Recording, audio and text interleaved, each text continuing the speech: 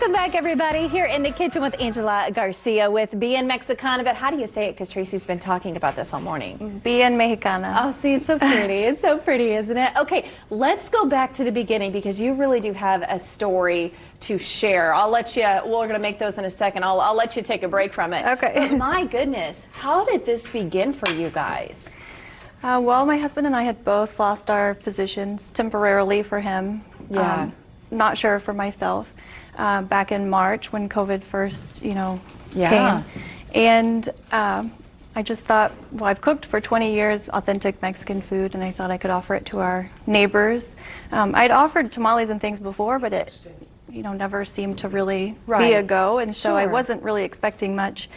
I just kind of went to take a shower, did some other things, came back, and we had at least 20 orders. Really? So we just started cooking that day, and it just escalated from there. So talk about just taking a shot, right? And this really making things happen for you. I know that there's like a food truck and then you do pop-ups. Tell me how this all works and how we can come find you. Okay.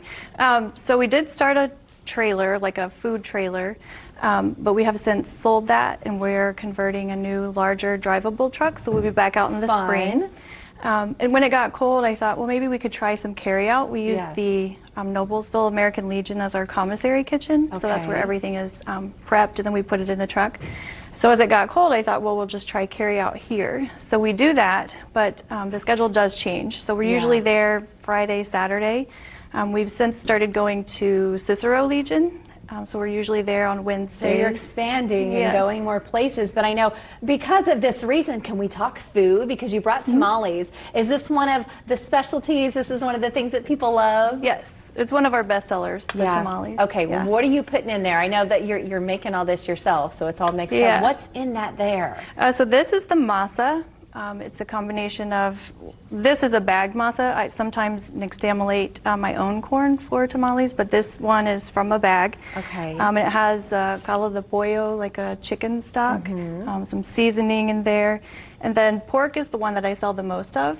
Okay. So this is my carnita recipe. So these are the carnitas I make for tacos. So did you just grow up with all of this and that's how you knew what you were doing? Yeah, fortunately I had a lot of Hispanic friends or from all over Latin America that I learned a lot of things from, and my children's grandmother and their great aunts, so I'd always been around it. These are recipes that I've just tried over the course of 20 years. So how do these work? You just lay that sauce all over the bottom and you just kind of pack it full and wrap it up? So you'll put the masa first, just kind of evenly spread. So, yes. And then you're filling whatever it might be. This is, like I said, carnitas with a guajillo, pasillo, and like chili ancho sauce. Okay. Oh, okay. And then you just kind of wrap it, roll it, fold it, and then you'll steam them. There you go. And we cannot forget what we have up front here. Run us through. I love a good guacamole. How many good guacamole tips for us? Whether it's like